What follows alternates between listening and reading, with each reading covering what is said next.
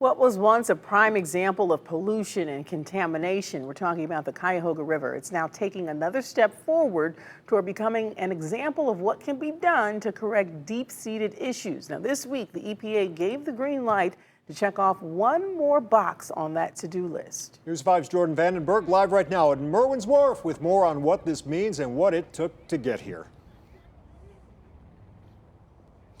Well, it's really easy to get lost in some of the terms that the EPA uses, like area of concern and beneficial use impairment. All of that notwithstanding, just know this, that the Cuyahoga River of today is much better, much better than the river of yesterday.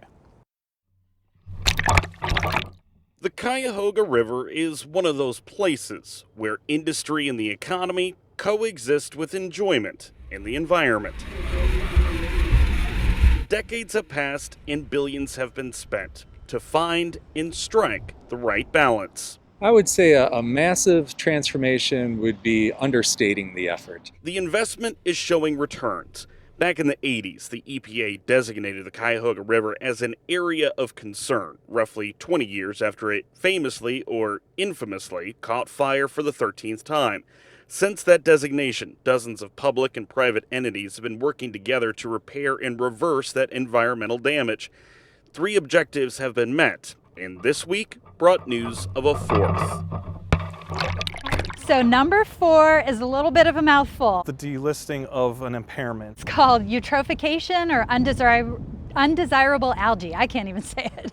Basically algae or unwanted or undesirable algae in the river. Eutrophication is the result of combined sewer overflows when sewage and stormwater combine in heavy rain events, and it creates an all-you-can-eat buffet for algae.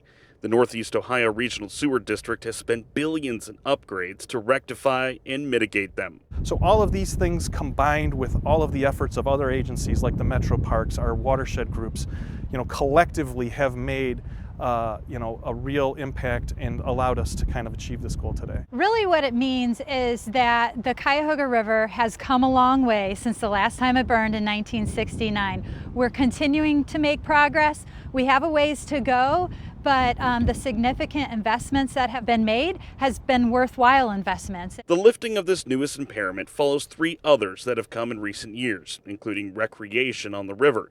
Not only is the river a better place to be now, but its ecosystem is too. Whether we're talking dollars and cents from a community development perspective or simply a quality of life and enjoyment perspective in terms of being able to use the resource, I feel these actions give back to the community in a myriad of ways. It is one of those rare places where the economy and environment coexist, and there's more work to be done to straighten things out at the Crooked River. In Cleveland, Jordan Vandenberg, News 5. Okay, so let's take an in-depth look at what's changed on the river. Areas of concern, again, measured by grading 14 beneficial use impairments, or BUIs. When the river was first graded, failed 10 of them. Here's a closer look at the 4 it's cleared since then. Algae blooms are down. Those can kill organisms in the water. River also clears restrictions on fish and wildlife consumption. That means enough chemicals have been removed that fish consumption is considered safe. Third, well, the river looks great. Clearing the aesthetics BUI means the Cuyahoga River doesn't have any objectionable deposits or unnatural colors or smells. And lastly, a locally identified BUI. We don't have any impairment to public access or recreation.